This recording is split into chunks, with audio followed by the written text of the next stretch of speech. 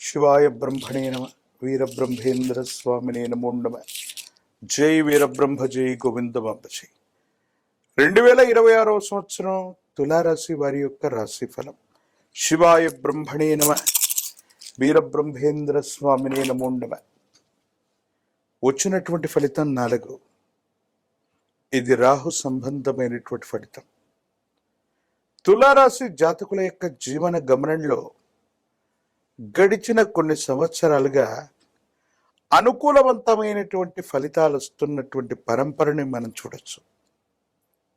మరి 2026 సంవత్సరంలో కూడా ఇది కొనసాగుతుందా, లేదా విపత్కరమైనటువంటి పరిస్థితులు ఏవైనా ఎదుర్కోబోతున్నామంటే రాహు సంబంధమైనటువంటి మాయ వల్ల కుటుంబ జీవితంలో ప్రచ్ఛన్న యుద్ధాలు మొదలు కాబోతున్నాయి.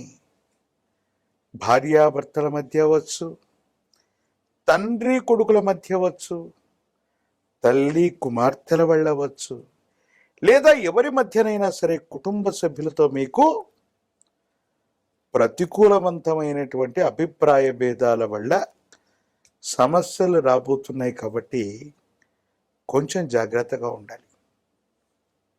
తులారాశి జాతకులు అనుకుంటూ ఉంటారు, ఆర్థికంగా బాగున్నాం, సామాజికంగా బాగున్నాం,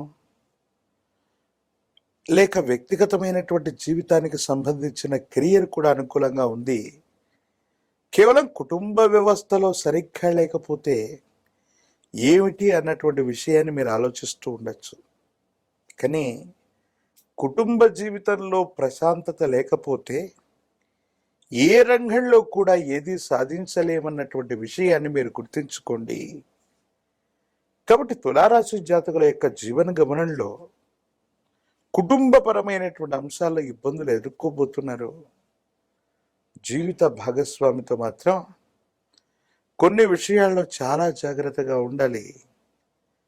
ఇవి ఎడబాట్ల వరకు కూడా దారి తీసే అవకాశాలు కూడా లేకపోలేదు. ఆర్థికపరమైన అంశాలు బాగున్నాయి, వృత్తి ఉద్యోగ సంబంధమైనటువంటి స్థితిగతులు బాగున్నాయి. కార్యాలయంలో మీ పై అధికారులు లేదా సహచరుల నుండి మద్దతు లభించడంతో పాటుగా మీరు కోరుకున్నటువంటి చోటుకు బదిలీ అవుతారు. ఇప్పటి వరకు కార్యాలయంలో మిమ్మల్ని ఇబ్బంది పెట్టినటువంటి వ్యక్తులు ఏదో రకంగా బదిలీ మీద ఎక్కడికో వెళ్ళేటువంటి అవకాశం కూడా ఉంటుంది.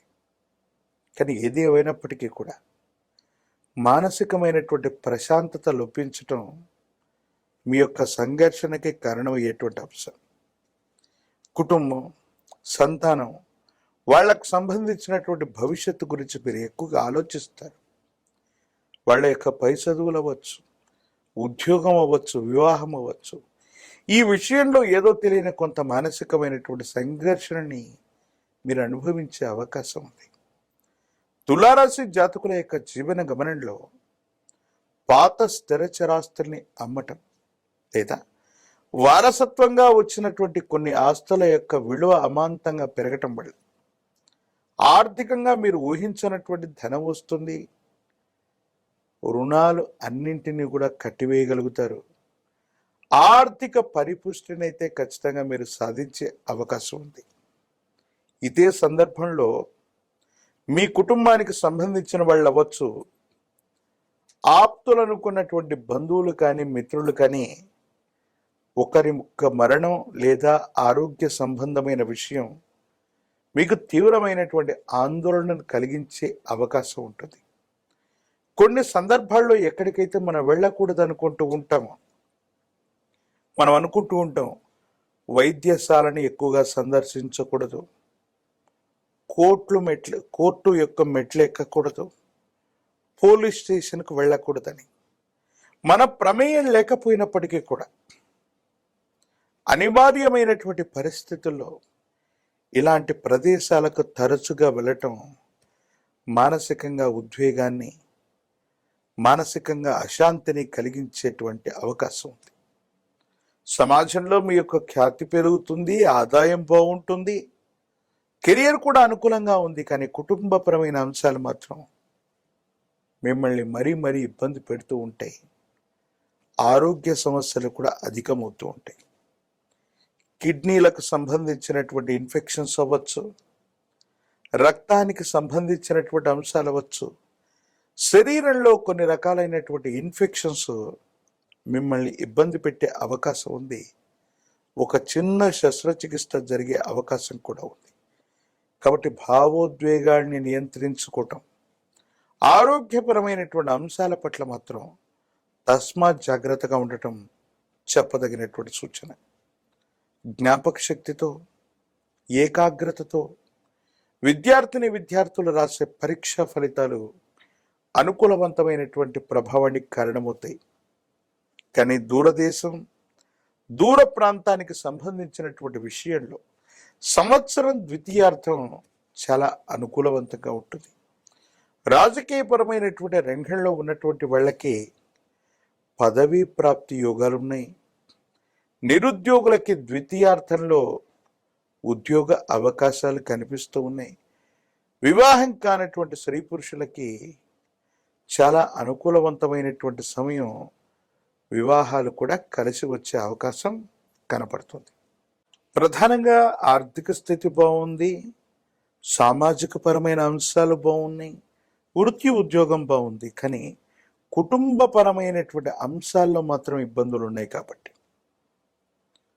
మహాకాలభైరవ రక్షను ధరించటం, ప్రత్యేకించి భార్యాభర్తల మధ్య అవ్వచ్చు, కుటుంబంలోని ఇతర వ్యక్తుల మధ్య అన్యోన్యమైనటువంటి దాంపత్య జీవితం ఉండడానికి కుబేర లక్ష్మీ తైలంతో కనుక దీపారాధన చేస్తూ తెల్ల చిల్లేడు ఒత్తుల్ని గనక ఉపయోగించినట్టయితే కుటుంబంలోని ఇబ్బందులు తొలగిపోతాయి.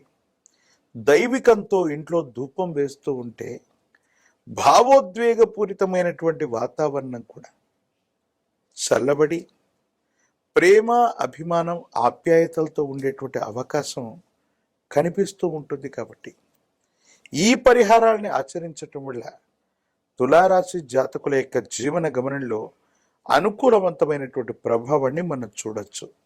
దేవగురు అయినటువంటి బృహస్పతి యొక్క అనుకూలత తులారాశి జాతకులకి అవసరం. కాబట్టి దక్షిణామూర్తి దత్తాత్రేయ స్వామి వారు లేదా వీరబ్రహ్మేంద్ర స్వాముల వారు ఇలాంటి గురుదేవతా స్వరూపాన్ని ఎక్కువగా ఆరాధన చేయటం, గురువారం పూట గురుదేవతల యొక్క ఆలయ ప్రాంగణానికి వెళ్ళటం, పసుపు పచ్చని వస్త్రాన్ని సమర్పించటం, ప్రత్యేకించి శనగలు లేదా శనగపిండితో తయారు చేసినటువంటి వంటకాన్ని గురుదేవతా స్వరూపాలకి అర్పించటం, ఆవు నెయ్యి లేదా ఇప్ప నూనెను గనక దీపారాధన కోసం దానంగా ఇస్తే తులారాశి జాతకులకి కుటుంబపరమైన అంశాలు, వైవాహిక జీవితానికి సంబంధించిన ఇబ్బందులు, భార్యాభర్తల మధ్య ఏర్పడేటువంటి స్పర్ధలు ఇవన్నీ తొలగిపోతాయి. అనుకూలవంతమైన ప్రభావాన్ని మీరు తప్పకుండా పొందే అవకాశం కనపడుతుంది.